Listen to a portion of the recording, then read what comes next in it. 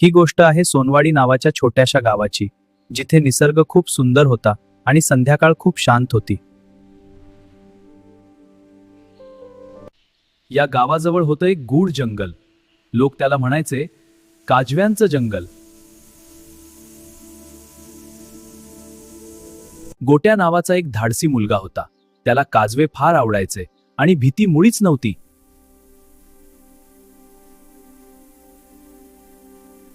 या जंगलात एक हरवलेला आवाज आहे. तो आवाज खूप वर्षापूर्वीचा आहे, पण आजपर्यंत त्या जंगलामध्ये अजून कोणी गेलं नाही. थोडीशी भीती वाटत आहे, पण पुढे जाऊन बघावं लागेल की आहे हे काजव्याचं रहस्य. काजवे, मला तुमचं रहस्य सापडेल. हो, पाऊल टाकत राहा, भीतीला जागा नाही. काजवे चमकू लागले, जणू काही ते गोट्याला वाट दाखवत होते.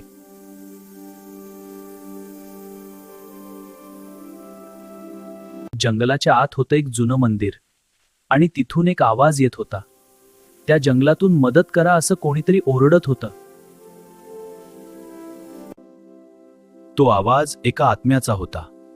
ती आत्मा भीतीदायक नव्हती, ती एकटी आणि दुखी होती.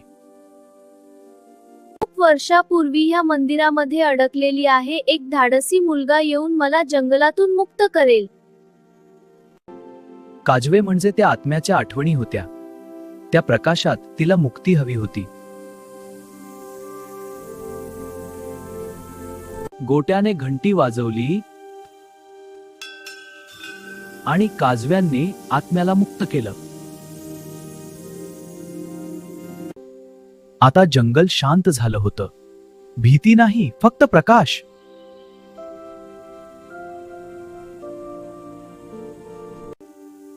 भीतीच्या मागे कधी कधी मदतीची हाक असते आणि प्रकाश नेहमी योग्य वाट दाखवतो.